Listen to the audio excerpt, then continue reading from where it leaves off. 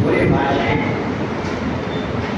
जो मेहनती शादियों के जरिए हमने अपनी पहचान बनाने का जो कल्चर शुरू किया है, उससे बहुत ज़्यादा नुकसान समाज को, हमारे माशरे को हो रहा है।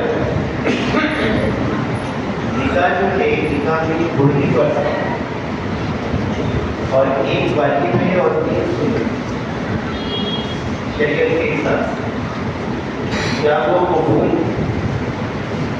शौहर की तरफ से, लड़की की तरफ से ऑफर और लड़की की तरफ से एक्सेप्टेंस, और 2 कबूल, ये तो 2 फर्ज है, और मेहर वाजिब और 3 सुन्नतें, खुतबा निकाह, शुआरे तफसील करना और वलीमा।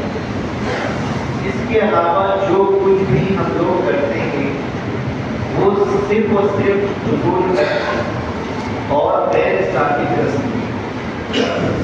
तो इस्लाम ने इस कदर सिंपल तरीके से हमें एक निकाह का एक तरीका बताया। हमने पूरी रस्मों की चादर अपने ऊपर ओढ़ी हुई है और हम हर तरह से परेशानी में, और इसकी वजह ये भी है क्योंकि हम उस परेशानी वाले निकाह को, बेटी निकाह को हम खुद एक्सेप्ट करते हैं, हम मान के करते हैं और हम उसको अच्छा समझते हैं, इसीलिए हम ही लोग करते हैं। हम जाने में उसमें अपनी शान समझते हैं और इसीलिए हम करते हैं। अगर हम उसको डिस्करेज करना शुरू करें तो फिर इसकी सुधार की गुंजाइश है। पूरे देश में आसान निकाह के ऊपर इस वक्त कोशिश हो रही, इसको समझ में आ रही है कि अल्लाह को हिदायत देने का पूरा दिल से प्यार है। मगर हम सब जो है ये है कि हम कोशिश करें अल्लाह किसको हिदायत दे। इसके कई आस्पेक्ट। पहले का जो हमारा माशरा था तो बुजुर्ग जो है बच्चे के माँ बाप के बगैर उस बच्चे को कहीं पर भी डांट सकते थे, मार सकते थे अगर बच्चा कोई गलत काम कर रहा था। तो उस वक्त जो है प्री मैरिज कोर्स काउंसलिंग की कोई ज़रूरत नहीं कि शादी से पहले उसको कोई तरबियत की जाए, क्योंकि बच्चा हमेशा बुजुर्गों की सरपरस्ती में रहता था।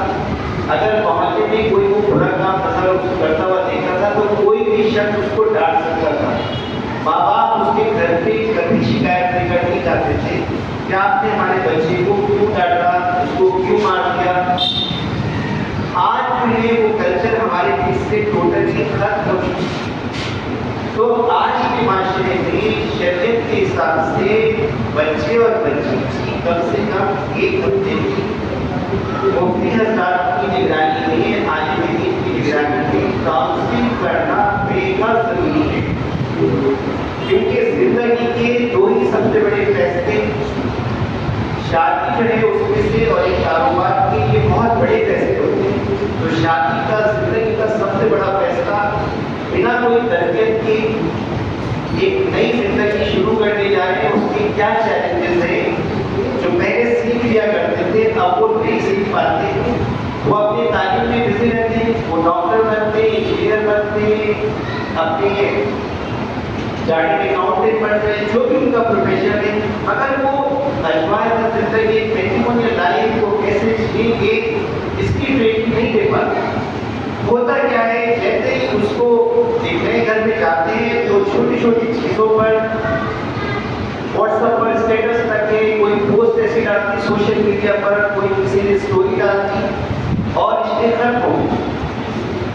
और एकदम से जो है, क्योंकि हमारे बुजुर्गों के हर एरिया में, जैसे केरल की, पूरे देश में ऐसे बुजुर्गों की, ऐसे काउंसलर की, ऐसे रहनुमाओं की बेहद कमी हो चुकी है, जो इस तरह के जो इश्यूज उनके सामने आए तो उनको वो बहुत ही न्याय से, जस्टिस से, इंसाफ से उनके तय करते।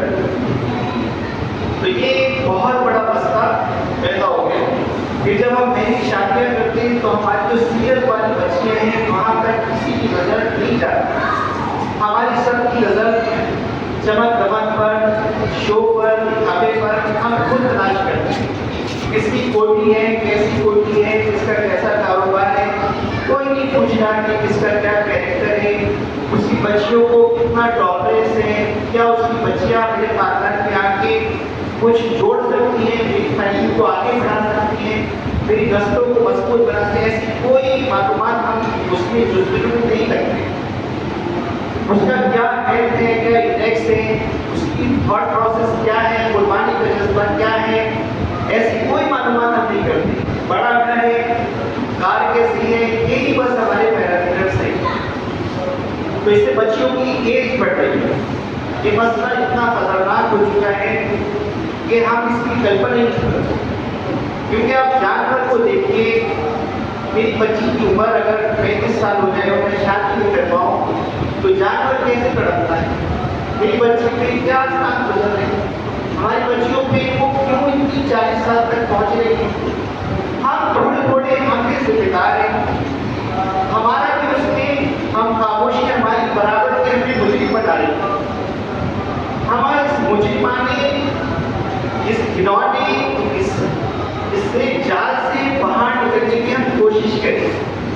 हम सुनिश्चित करें कि हमारे एरिया में हम चाहे एक मोहल्ले को एक मोहल्ले का सर्वे कराएं कि भाई मेरे इस मोहल्ले में 40 बच्चियां हैं जिनकी निकाह 25 साल से भी ऊपर हो गई, 30 साल से भी ऊपर हो गई, और कोई तरतीब हम सारे बुजुर्ग मिलके, मैं भी अब्बास साहब से अभी इनके ऑफिस में यही हम जिक्र कर रहे थे कि हमारे में बहुत सारे लोगों में जज्बा है कि हम इसको ठीक करना चाहते हैं, इसको सॉल्व करना चाहते हैं।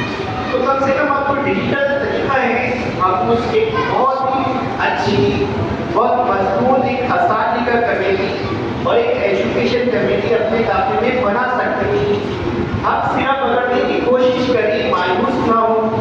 प्रॉब्लम का साइज, प्रॉब्लम का आकार, प्रॉब्लम बहुत बड़ी नासूर की शक्ल ले चुकी है, मगर शुरुआत तो किसी भी हो सकती है। कभी भी हम सब मिलके उसको शुरू कर सकते हैं उसके घर से। तो अगर हम इस पर मुतवज्जा होके, बहुत ही टेंशन देके, बहुत सीरियस होके हम इसको लेना शुरू करें तो सर्वे के जरिए वो बच्चों की तस्वीर आ जाए, फिर हम बच्चों की तस्वीर देखें और अगर उनको माली कोई प्रॉब्लम है तो जो हमारे बड़े हजरात, जो जिम्मेदार हजरात, चाहे आप 500 रुपये, 1000 रुपये करके कलेक्शन करके फंड, हम किसी एक फैमिली में भी नहीं चाहते, मगर वो जनरल फंड वो सिर्फ इसकी इस्तेमाल में हो कि कोई बच्ची भी आप 25 साल से ऊपर बिना किसी एक रीजनिंग वजह के पैसे की वजह से टीका के इंतजार में ना बैठे, उसके बाद में हम सुनिश्चित कर दें हमारी सारी बातें, हर तरह की हमारा अल्लाह से कनेक्शन होना, अपने सारे मामला को जुड़ना, हमारी सारी आखिरत की तैयारी का पूरा जरिया वो बन सकता है। हमारे अल्लाह से कनेक्शन बहुत मजबूत कर सकता है, हमारे हर तरह के अमल को मजबूत दे सकता है। हम संजीदा होकर, क्योंकि जब यहाँ पर हम संजीदा नहीं हो पा रहे और बच्चे के जन्म से लेके, लड़की के जन्म से लेके शादी तक सिर्फ उसकी तैयारी में आप बिजी है, समाज हमारी मसूलात, हमारी डॉटर है, सिस्टर, हमारी बहनें, वो सिर्फ समाज देखने में पूरी जिंदगी लगा रही है टीका के लिए कि मैं बच्चे के लिए दहेज इकट्ठा कर रही हूँ, ना वो शिक्षा पर कुछ सोच पा रही है कि शिक्षा में, क्योंकि शिक्षा कितनी महंगी हो चुकी है, मगर वो शिक्षा को तो तब सोचे जब वो दहेज के डर से बाहर आए। तो वो इसको हमें बहुत ही, ना कोई हेल्थ के बारे में, ना कारोबार के तहफ़्फ़ुज़ के बारे में कुछ प्लान कर पा रहे हैं, ना सियासी सशक्तिकरण का कुछ बड़ा प्लान सोच पा रहे हैं, क्योंकि हमारा सिर्फ और सिर्फ शादी का, बड़ी शादी का सपना, उसी में हमारी जुस्तजू, हमारे नौजवानों का सारा एफर्ट, अब उस तरह की जो डिमांड है भी आप देख रहे हैं कि मेरे बच्चे किस तरीके से दहेज को इकट्ठा कर रहे हैं, डोल दे रहे हैं, क्या क्या कर रहे हैं, वो सब हालात से आप लोग वाकिफ हैं। तो इस पे संजीदा होने का वक्त गुजरता जा रहा है, हालात बद से बदतर होते जा रहे हैं। बहुत जल्दी एक कमेटी बनाने का इसकी जरूरत की तरफ से एक सजेशन है, एक इब्तिदा है, जिम्मेदार बैठते हैं, आपकी कुछ कमेटी की है, आज इरफान साहब और जमशुद्दीन साहब और सुलेमान साहब और सब लोगों ने, इरफान साहब सब लोगों का मैंने जब अब्बास साहब से मिलाया तो कुछ लोग बहुत सीरियस इस पे काम पहले से कर रहे हैं, काफी साल से इसको हम आगे बढ़ाएं और कुरैश कॉन्फ्रेंस जो है एक नेशनल लेवल पर ये 2023 से तंजीम काम कर रही है। वैल्यूज का एक दादी हूँ, इसमें महिलाएं भी, हमारी डॉटर सिस्टर भी काम कर रही है, वो पढ़ते हुए लेकर भी काम कर रही है।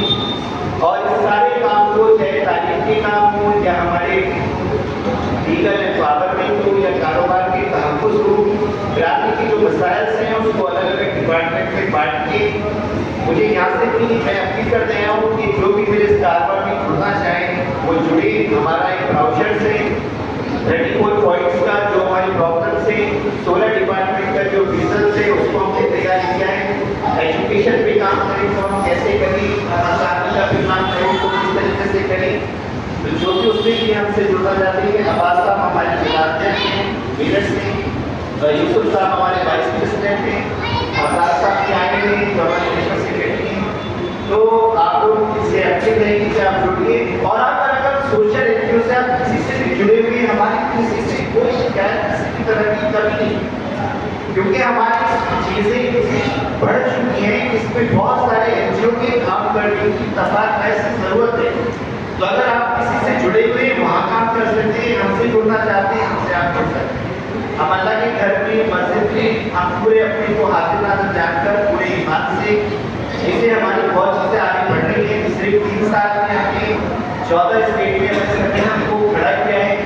संगठन में रह के, संगठन में काम करके बड़े मकासद, बड़े आपके ड्रीम, बड़े गोल हमेशा संगठन के जरिए हासिल हो सकते हैं। मैं इतनी बातें कर पा रहा हूँ सिर्फ संगठन के बेस पे ही कर पा रहा हूँ। इंडिविजुअल की ऐसी कोई औकात नहीं है कि वो बहुत बड़े बड़े मकसद पूरा कर पाए। हमेशा ग्रुप में इस्लाम भी कहता है जमात पे नमाज से पढ़ना अकेले नमाज पढ़ने से काफ़ी बेहतर है। समाइयत को हमेशा तरजीह दी गई है। तो इन्हीं चीज़ों को हमें बहुत आगे सोच समझ के, अदरवाइज आप समझे कि हमारी जो पोटेंशियलिटी है, जो बिरादरी के बच्चे और बच्चों में जो बहुत ज़्यादा जो कुरैश कबीले की 3 खुसूसियात हैं कि आपका दस्तरखान वसी है, आपके अंदर जोखम लेने की पावर ज़्यादा है, आपके अंदर एक रूलिंग इंस्टिंक्ट है, बट जहालत और इंफीरियरिटी एहसास से कमतरी वो हमारे आड़े आती है। हमारे तालीम की कमी वो आड़े आती है। जब हम जगा देंगे अपने बच्चों को, अपनी बच्चियों को उनके एजुकेशन के नजरिए और ये नई शादियों की सोच से हम उनको दूर कर देंगे, तो जो उनके अंदर हकीकत में जो पोटेंशियल छुपी है, जो रोलिंग स्टिक छुपा हुआ है, वो बाहर आएगा, वो समाज में बहुत बड़ी तब्दीली लेकर आएगा। इन सब चीज़ों पे यही चंद मेरे जहन में बातें हैं जो मैं आपके साथ शेयर करना चाहता था। और आप लोगों ने और अब्बास साहब ने मुझे ये वक्त दिया, मैं बेहद मशहूर ममनून हूँ, आपका शुक्रगुजार हूँ, आपने मुझे ये वक्त दिया। आप इसको संजीदा पूरी बातें हैं इस पर सोचिए और इस पर क्या बेस्ट से बेस्ट हो सकता है, क्योंकि ये काम आलिमों के, मुफ्ती हज़रात के सुपरविजन में, उनकी रहनुमाई में प्री काउंसलिंग कोर्स के भी जो है वो भी मुफ्ती हज़रात तालिब इनको कर सकते हैं। हम मस्जिदों में भी सिस्टम बना सकते हैं, बच्चों को बुला सकते हैं। मस्जिद हमारा एक होलिस्टिक ग्रोथ का सेंटर बन सकता है, वहाँ पे उनकी काउंसलिंग आराम से हो सकती है। एक एरिया की कितनी शादियाँ हैं, कौन से बच्चे शादी करने जा रहे हैं, ये करने के लिए कुछ कोर्सेज का ऑनलाइन करना चाहते हैं, ऑनलाइन कर दें। हमारे बीच में कुरैश कबीले से हम लोग बेशुमार मुफ्ती हज़रात ने आज के दिन है, उनकी खूब सलाहियतों का इस्तेमाल कर सकते हैं। तो आप इसको जितना भी जल्दी हो सके इसको प्लान करें। शुक्रिया, बहुत बहुत शुक्रिया।